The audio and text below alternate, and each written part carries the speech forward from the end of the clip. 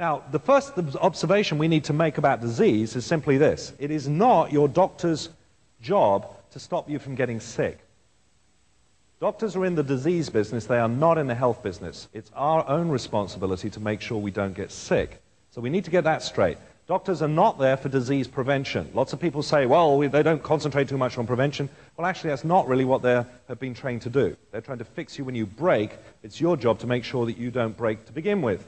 Now, the other thing we need to look at is the vast majority of these diseases that are killing us are what we call metabolic diseases. These are diseases that are wedded to our utilization of food. Cancer, heart disease, stroke, osteoporosis, 150 of them, including Kawasaki disease, which is a fulminating deficiency of high-performance Japanese motorcycles. It's also a copper deficiency. And these are metabolic problems, food-related problems. The other group are toxin-related problems. We'll come on to them. But if the vast majority of the diseases that are killing us are related to food, why don't they train doctors in nutrition? Dr. Andrew Saul comments on Western attitudes to diet and nutrition, quote, "I have seen the foolishness of conventional disease care wisdom. I have seen hospitals feed white bread to patients with bowel cancer and jello to leukemia patients. I've seen schools feed bright red slush puppies to 7-year-olds for lunch, and I've seen those kids vomit up a desktop full of red gunk afterwards. I've seen those same children later line up at the school nursery for hyperactivity drugs. I've seen hospital patients allowed to go 2 weeks without a bowel movement.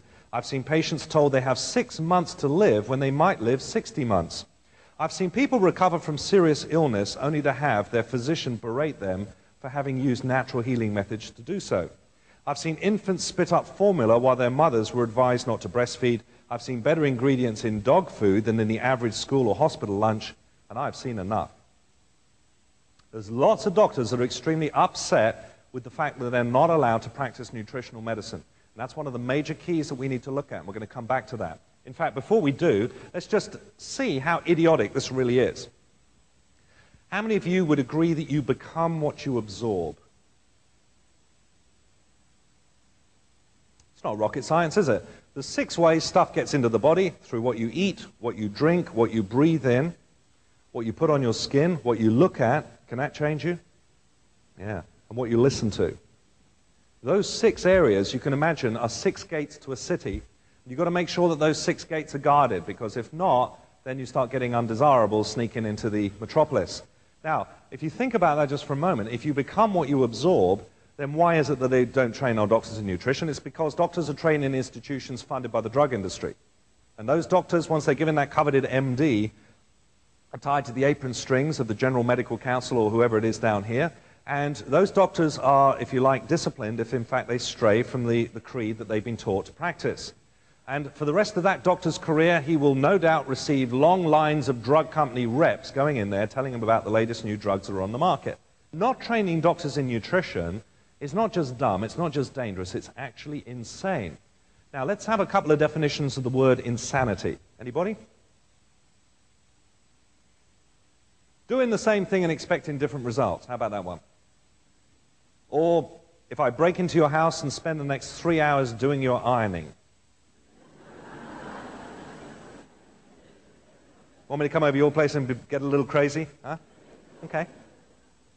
Or if I bring you into my kitchen and face you with an overflowing sink. So just picture it, there's a sink over there, it's gushing onto the floor. I'm sitting there watching carefully, and I watch what you do next. Do you go for the mop or the tap? Which is it? The tap. Yeah, I always listen for a mop in there somewhere. Only somebody beyond human help would watch a sink gushing onto the floor, grab a mop and start mopping up. But that is exactly what medicine is doing with disease. Let me give you an example. Cancer medicine, the tumor is the enemy. Have you noticed that? That's why chemotherapy and radiation and surgery are all angled towards fixing the tumor, killing the tumor, ridding the tumor. But here's the problem. You can irradiate a tumor all day long. You can poison it with chemotherapy drugs to stop it replicating, or you can cut the tumor out all day long if you want, and those tumors can and do grow back. Not in all cases, but in the vast majority of cases, they will, and the reason they will is that you have not corrected the underlying metabolic problem that started that cancer in the first place.